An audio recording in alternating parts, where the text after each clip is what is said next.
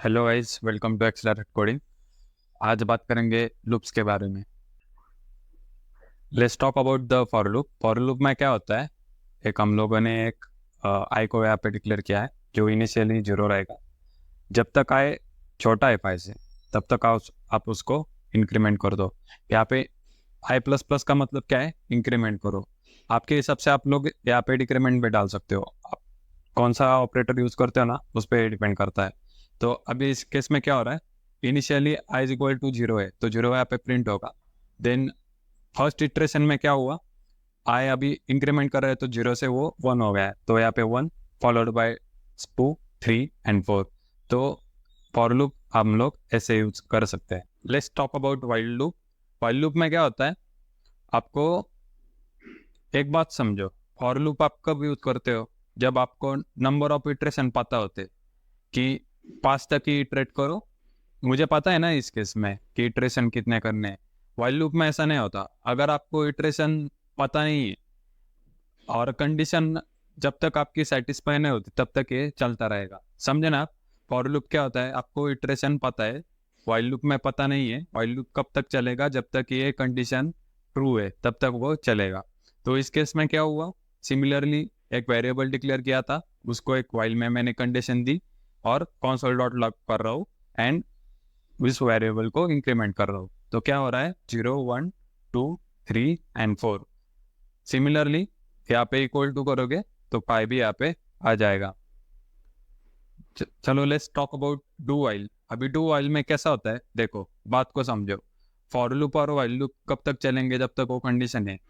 अगर आपको अगर आपको मान लो कोई सा आइटम फ्री देना है, बट आपको एक ही बार में फ्री देना है, तो डू वाइल क्या करेगा, डू में आप जो कंडीशन दोगे ना, वो फर्स्ट इटरेशन में चलेगी चलेगी और सेकंड में वो वैलिड करेगी कंडीशन। आपने जो भी कंडीशन दी ना यहाँ पे वाइल में, वो सेकंड इटरेशन पे वो वैलिडेट करता है। मान लो आपको किसी को एक आइटम फ्री देना है, पहली बार ही फ्री देना है। अगर मैं किसी को रिपीटेड नहीं देना ना मुझे, तो डू वाइल क्या करेगा, फर्स्ट इटरेशन में वो सबको बांटेगा फ्री में, और सेकंड इटरेशन में ये चेक करेगा कि फर्स्ट इटरेशन में इसको मैंने एलोकेट किया था कि नहीं फ्री आइटम। तो सेकंड में वो ये चेक करता है। तो याद रखना आप, डू डू में पहला इटरेशन हमेशा चलेगा और सेकंड इटरेशन में ये कंडीशन यहाँ पे चेक होती है।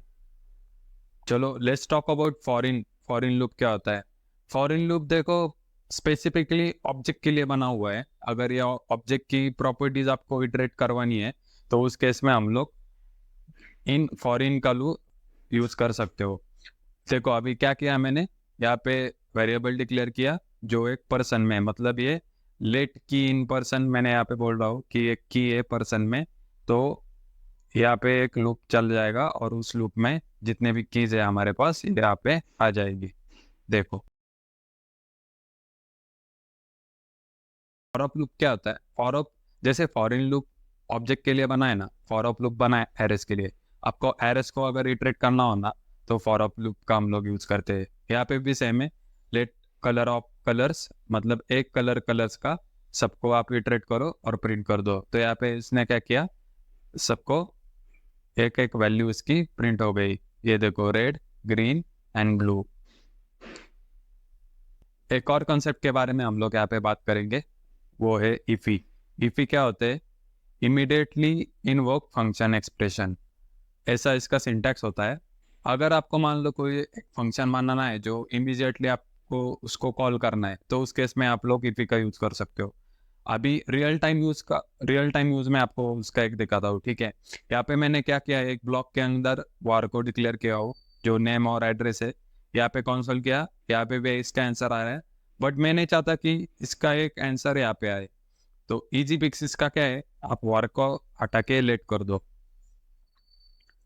तो ये यहाँ पे सिर्फ ब्लॉक स्कोप में ही रहेगा, वो उसके बाहर वैलिड नहीं। लेकिन अगर इंटरव्यू में आपसे पूछा किसी ने कि वार आप तो चेंज नहीं कर सकते, कुछ अलग करना पड़ेगा आपको, तो क्या करो, सिंपली आपको इफी का कॉन्सेप्ट यूज करना है। दो ऐसे ब्रैकेट बना लो, यहाँ पे फंक्शन लिख दो, फंक्शन को कॉल करो, देन ये करली ब्रेसेस, और बस उसको ना इसमें डाल दो, बस बात खत्म। अभी अभी देखो यहाँ पे इसका आंसर आ रहा है, बट बाहर वाले कंसोल लॉग में इसका आंसर नहीं आएगा। क्यों? हमने इसको फंक्शन स्कोप बना दिया है। तो आज के लिए इतना ही गाइस। अगले कुछ दिनों में हम लोग ट्राई कर रहे हैं कि जावास्क्रिप्ट की ये फंडामेंटल की सीरीज पूरी कंप्लीट कर दे, और हम लोग मूव ऑन करेंगे नोड पे एंड जावास्क्रिप्ट क्वेश्चन सीरीज पे। तब तक के लिए हैप्पी कोडिंग।